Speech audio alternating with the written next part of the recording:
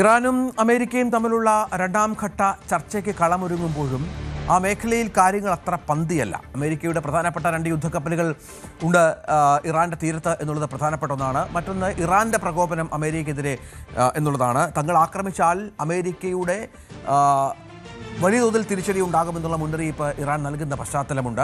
ഇതിനിടെ അപ്രതീക്ഷിതമായ missile വർഷവുമായി Iran രംഗത്ത് വന്നു എന്നുള്ള വളരെ പ്രധാനപ്പെട്ട ഗൗരവമേറിയ വാർത്തയും പുറത്തു വരുന്നുണ്ട്. ഹോർമുസ് കടലിടുക്കിലും മറ്റുമാണ് സൈനികാഭ്യാസത്തിന്റെ ഭാഗമായി ഹോർമുസ് കടലിടുക്കിന്റെ ചില ഭാഗങ്ങൾ മണിക്കൂറുകളോളം ഇറാൻ അടച്ചിടുന്ന പശ്ചാത്തലമുണ്ടായി. പ്രസിഡന്റ് ഡൊണാൾഡ് ട്രംപിന്റെ ഭീഷണിക്ക് മറുപടിയാണ് നീക്കമെന്നാണ് ഇപ്പോൾ ലഭിക്കുന്ന സൂചന.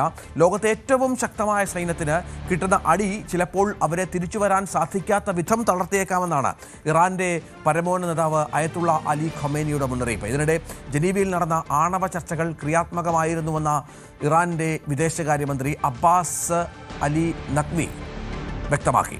അജയ് സുധാബിജു വിവരങ്ങളുമായി ചേരുകയാണ്. അജയ്, നമ്മൾ ഒരു തലത്തിൽ സമാധാനം പുരോഗമിക്കുന്നു, സമാധാന ശ്രമങ്ങൾ പുരോഗമിക്കുന്നു, പക്ഷേ മറ്റൊരു തലത്തിൽ പരസ്പര സംഘർഷങ്ങൾ മൂർച്ഛിക്കുന്നു. ഇതൊരു പക്ഷേ ആദ്യമായിരിക്കാം റഷ്യ യുക്രൈൻ സംഘർഷത്തിൽ പോലും സമാധാന ശ്രമങ്ങൾക്കിടയിൽ ആക്രമണം നടത്താൻ തയ്യാറായിരുന്നില്ല. ഒപ്പം നമുക്കറിയാം ഇസ്രായേലും പലസ്തീൻ സംഘർഷത്തിൽ പോലും പലപ്പോഴും ഇത്തരം വിഷയങ്ങളിൽ ഒരു അനുരഞ്ജനം ഉണ്ടായിരുന്നു. ഇതിപ്പോൾ രണ്ട് കൂട്ടരും കടുപ്പിക്കുകയാണ്, പക്ഷേ സമാധാനമെന്ന് മറ്റൊരു തലത്തിൽ പറയുകയും ചെയ്യുന്നു. ഈ ഇരട്ടത്താപ്പ് സംഭവിക്കുന്നത് എന്തുകൊണ്ടാണ്?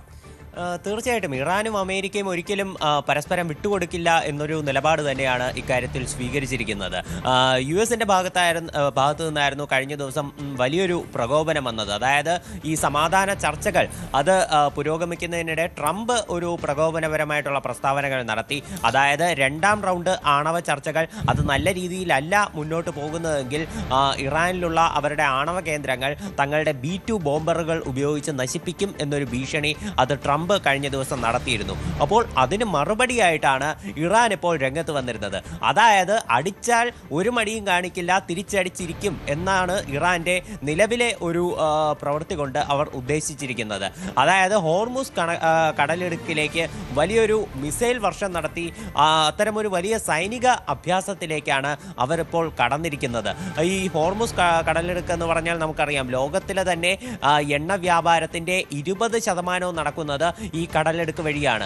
ഈ കടലെടുക്ക് മണിക്കൂറുകളോളം അടച്ചിട്ടുകൊണ്ടാണ് ഇറാന്റെ ഈ സൈനികാഭ്യാസം ഈ സമയത്ത് നടന്നത്. ജനീവയിൽ വെച്ച് ഈ 2ാം റൗണ്ട് ആണവ ചർച്ചകൾ ഒരു ഭാഗത്ത് പുരോഗമിക്കുന്നു.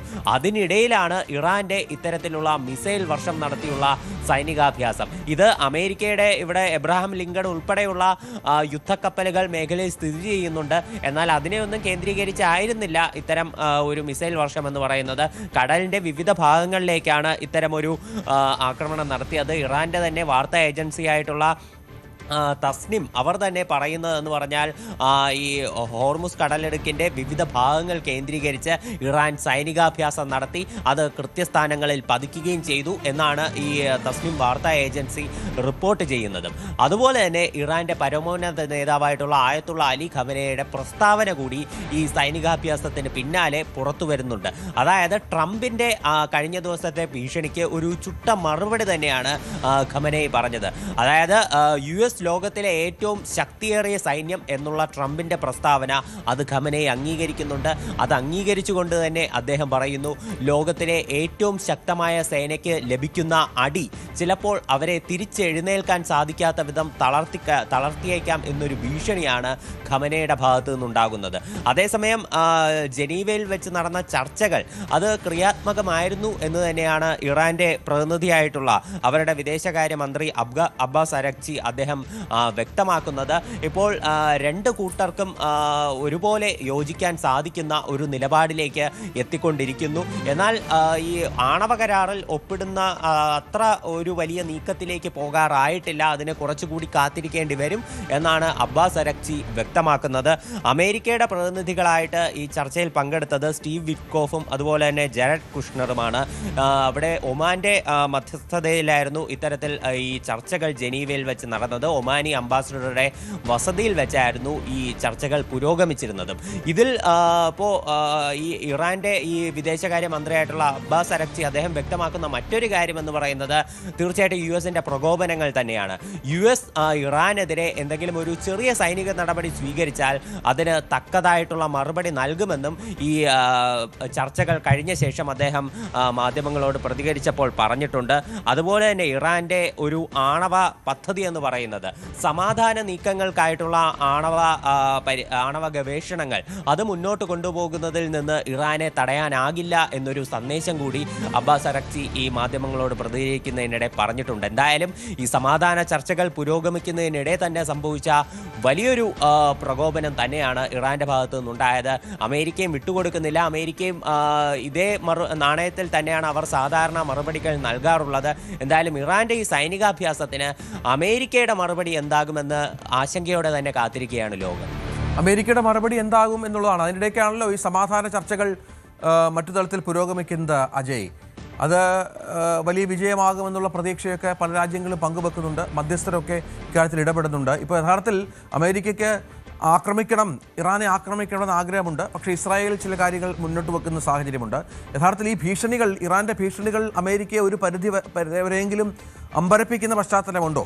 ഇറാനെ പോലെ ഒരു രാജ്യത്തെ ഒറ്റ ദിവസം കൊണ്ട് തകർക്കാമെന്നൊക്കെ പലപ്പോഴും വീമ്പ് പറയുന്ന അമേരിക്കയ്ക്ക് മറ്റു സ്ഥലങ്ങളിൽ ഇടപെട്ടതുപോലെ ഇറാനിൽ ഇടപെടാനുള്ള പരിമിതികൾ എന്തൊക്കെയാണ്?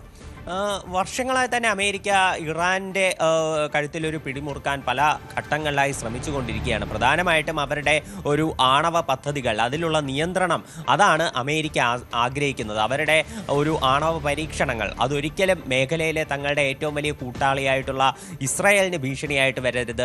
അതുപോലെ തന്നെ ഗൾഫ് മേഖലയിൽ US-ന്റെ നിരവധി സൈനിക കേന്ദ്രങ്ങൾ സ്ഥിതി ചെയ്യുന്നുണ്ട്. അതിനൊന്നും ഒരു ഭീഷണിയായി വരരുത്. US-ന് തന്നെ നാളെ US-ന് നേരെ ഒരു വിരൽ ചൂണ്ടാൻ ഇറാനെ അനുവദിക്കരുത്. ഇതെല്ലാമാണ് US-ന്റെ ലക്ഷ്യമെന്ന് പറയുന്നത്. എന്നാൽ ഇസ്രായേലിന്റെ ലക്ഷ്യമെന്ന് പറയുന്നത് അത് കുറച്ചുകൂടി മുന്നോട്ട് നിൽക്കുന്നതാണ്. മേഖലയിലുള്ള ഇറാന്റെ മിസൈൽ പരീക്ഷണങ്ങൾ കൂടി പൂർണ്ണമായിട്ടും നിർത്തിവെക്കണം എന്നുള്ളതാണ് ഇസ്രായേലിന്റെ ഒരു ആഗ്രഹം.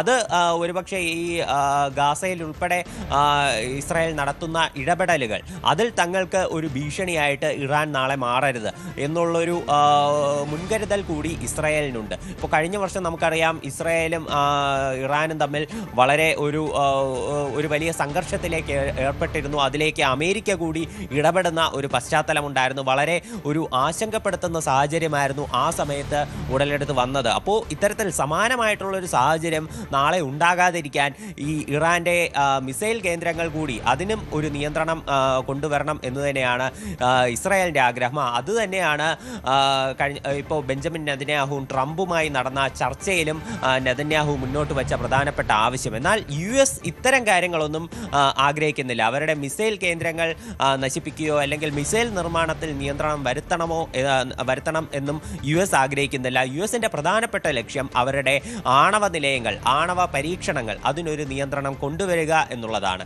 ഇപ്പോൾ ഇറാൻ എന്നാൽ പറയുന്ന ഒരു പ്രധാനപ്പെട്ട കാര്യം എന്ന് പറയുന്നത് ആണവ പരീക്ഷണങ്ങൾ നിയന്ത്രണം കൊണ്ടുവരാം, എന്നാൽ ഇത് പൂർണ്ണമായി അവസാനിപ്പിക്കാൻ തങ്ങൾ തയ്യാറല്ല എന്നുള്ളതാണ് ഇറാന്റെ വാക്കുകളിൽ നിന്ന് ലഭിക്കുന്ന സൂചന. അബ്ബാസ് അരക്ചി, ഇറാന്റെ വിദേശകാര്യമന്ത്രി അബ്ബാസ് അരക്ചി വ്യക്തമാക്കിയതും അതുതന്നെയാണ്. സമാധാന ആവശ്യത്തിനായി ആണവ ഊർജ്ജം ഉപയോഗിക്കാൻ തങ്ങൾക്ക് അവകാശമുണ്ട് എന്ന് തന്നെയാണ് അദ്ദേഹം പറഞ്ഞിരിക്കുന്നത്. എന്തായാലും ഇനി ട്രംപിന്റെ പ്രതികരണം വരേണ്ടതുണ്ട്. എല്ലാ കാര്യത്തിനും പ്രകോപനപരമായി പ്രതികരിക്കുന്ന ട്രംപ് ഇക്കാര്യത്തിൽ എങ്ങനെ പ്രതികരിക്കുമെന്ന് നമുക്ക് നോക്കിയിരുന്ന് തന്നെ കാണാം. തീർച്ചയായും അതാണ് കാത്തിരുന്ന് കാണേണ്ടത്. ആണവ ചർച്ചകൾ, ആണവ നിലപാടുകളുമായി ബന്ധപ്പെട്ട ചർച്ചകൾ ഒരു തലത്തിൽ പുരോഗമിക്കുന്നു, മറുതലത്തിൽ പരസ്പരം ഭീഷണികൾക്കും യാതൊരു പഞ്ഞവുമില്ല. അങ്ങനെ വല്ലാത്ത അരക്ഷിതാവസ്ഥയിൽ, ആശങ്കയിലാണ് ആ മേഖല എന്നുള്ളത് പ്രധാനമാണ്.